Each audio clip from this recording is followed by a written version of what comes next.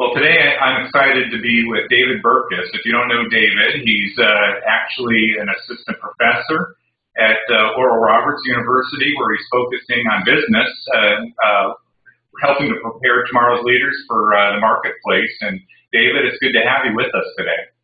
Yeah, it's really good to be here. The primary purpose of our conversation, though, is you have a new book coming out. It's called The Myths of Creativity. And before we get to some specifics on the book itself, what's kind of motivating you to write that book? So when I was finishing my doctorate, I kind of sort of drunk the innovation Kool-Aid, as it were, and got really into the sort of creativity and innovation side. And what I noticed was there was a lot of solid research about how can you be more creative. What do the innovative companies and organizations do that other people don't? And it was really, really useful and really, really true, but it seemed like not a lot of people were following it. It seemed like they had this kind of other set of heuristics or preconceived notions about how creativity worked, and a lot of them weren't in line with the research. And so there have been other sort of myth-busting attempts in the past. I owe a debt of gratitude to Scott Burkin, who wrote The Myths of Innovation, which dealt with on the innovation side. And I wanted to pull back and look at, on the individual and teams that are creative, what do we think about this that isn't actually true, doesn't line up with the research? What do we need to correct if we want to move forward? Well, without giving away all 10 myths that you write about in the book, and which, by the way, will be out in mid-October, can you just highlight a couple of the myths that you've seen? Yeah, so, one of my favorites is this idea of what I call it the originality myth.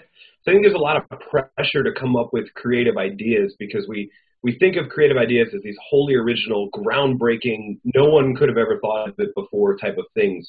And that's not really that true, right? So Thomas Edison didn't actually invent the light bulb. He invented a commercially viable version of something that was already around, right?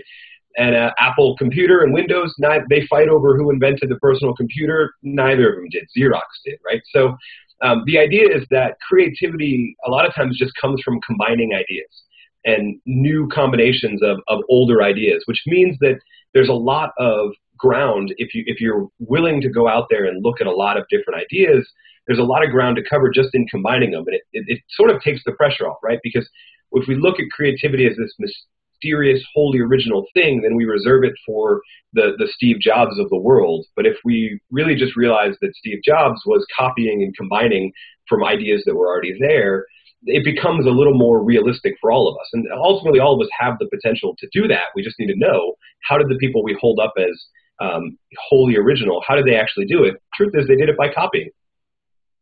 Well, and that would seem to me then that you might be a proponent of people working together then. Is that right? Rather than trying to create individually? Tell me about that. Absolutely. And that actually touches into another myth, the sort of the myth of the lone creator. You know, we think about creative teams. Thomas Edison, who I said earlier, is a great example. We think about creative people and we get this image of Thomas Edison working alone in a workshop, slaving away, trying out 6,000 filaments for the light bulb. Not actually what happened. Edison's greatest invention was this thing called Menlo Park that was basically a workshop for between 15 and 20 engineers at any given time that were all working on a bunch of different projects, helping each other, combining and stealing ideas when necessary. Actually, in Menlo Park, they would steal whole parts from other people's inventions if they felt like they needed it, right? And somewhere along the line, they realized that there was a lot of marketing behind Edison's name. So they just started attributing everything to Edison because people would buy it, because people wanted to believe in the lone creator idea, even though they weren't actually doing it. They were making it a team effort. I like to think of it as simply this: creativity always has been a team sport. So, and you've kind of alluded to this already, but when you look at the marketplace today, there seem to be some companies that get this while others don't. I mean, we look at the Disneys, Googles, Apples, on down the line. It feels like the ideas are coming from those companies. So what are, from an organizational perspective, what are some best practices that you've seen? Well, so one of the biggest things when you look at those teams, and a lot of companies use teams, the way that the really super innovative companies do it, they actually rotate their teams a lot. So in the book, I look at a team that or organization I'm fascinated with called Continuum.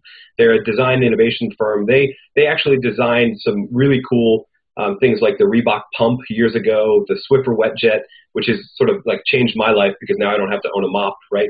And what they do is they have the way their company is structured, it's a broad kind of network of people that can form around projects and then disband. And so you get a real benefit because you have some people who are used to working with each other, and then you have new ideas coming in from new people who are on the team. Whereas a lot of organizations work in teams, but it's the same team. You know, when I worked in industry before I became an academic, I was on a team of about 10 people, and it was the same 10 people all 5 years I was with that last organization. Not a lot of new ideas are coming up when you have the same people.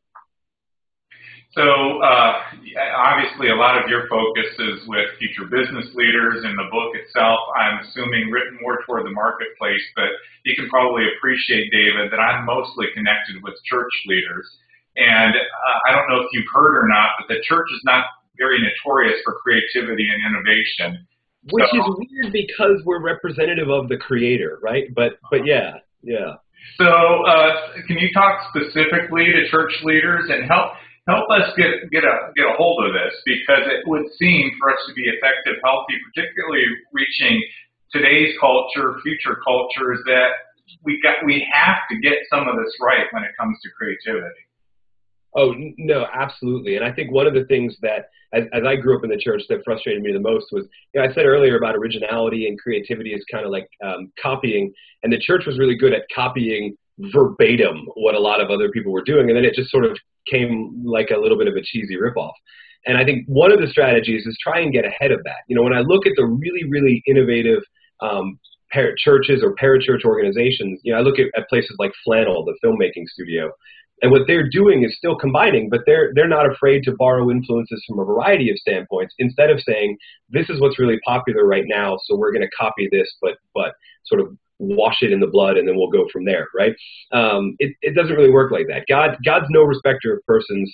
Whether you're in the church or outside of the church, your brain is wired for creativity the same way. So the strategies that work there of copying, of rotating teams around, they work in the church too. I think a lot of times we have a tendency to have a very hierarchical approach to our churches, even among volunteers. You know, there's this group, their kids ministry. There's this group, they're our creatives. They design the PowerPoint slides and the video announcements. And then there's this other group. And we limit that creativity to like, this is the one group. And the truth is, it's a team effort, and it takes a rotating team of people to sort of do it that way. And you'd be amazed when you start to begin to democratize it and let anybody who has ideas come be a part of the team for that project. It's amazing how often new ideas come in from that. So when we think of creativity, a lot of times our mind goes to the artists, the people that are painting the pictures and writing the songs. But I think you would agree creativity has a place in almost every aspect of a healthy organization. How do you see that play out in other roles that we might not see as artistic but still require creativity? Yeah, so you know, I teach in the world of business, and I always use the example of we look at Disney and Pixar as these amazingly creative film studios. Very rarely we look at the creativity around Walmart, right? But what Walmart's done in supply chain management is groundbreaking innovation, right? And the same thing, in my own church, we have our creatives, right? But some of the best innovations that we've had as far as how our church operates actually sort of been in kids ministry and how people are checking in and out their kids and that sort of stuff and making those processes efficient. So creativity isn't this thing that's reserved for just those traditional arts. The truth is the people that grew up in the arts are a little bit better at using creative thinking strategies and a little more comfortable with the discomfort of being trying to generate creative ideas than everybody else is. Everybody else is still really attached to certainty, not willing to experiment with ideas, etc. So it's not a matter that these people are creative and these people aren't. Everybody has that potential. It's just a question of getting people comfortable with their own creative abilities, comfortable with the discomfort of trying ideas, and that regard. And really just the primary motivation behind the book, be it in business, in nonprofit, in the church, is getting people comfortable with the idea that everyone has the potential to be creative as long as they strip down their notions of where it comes from. It comes from the way we were built, the way we were wired, and we're all capable of it. So put yourself in the shoes of the leader then that feels a little bit frustrated, stuck, because they're not seeing the creativity in their organization. As a leader, what are some of the first steps that we can take to engage people into more of a creative process that's not just coming up with new ideas, but putting those ideas into action? Yeah, and so I end the book with a discussion of what I call the sort of mousetrap myth. And it's this idea among leaders that the creativity, innovation in an organization is an idea problem. We need to get our people thinking up more ideas. There's the cliche, we need to think outside the box, right? Ironically, there's another myth called the constraints myth that talks about thinking inside the box being better. But the truth is, I've begun to see this, and all of the research points this way. It's not an idea generation problem. It's an idea recognition problem.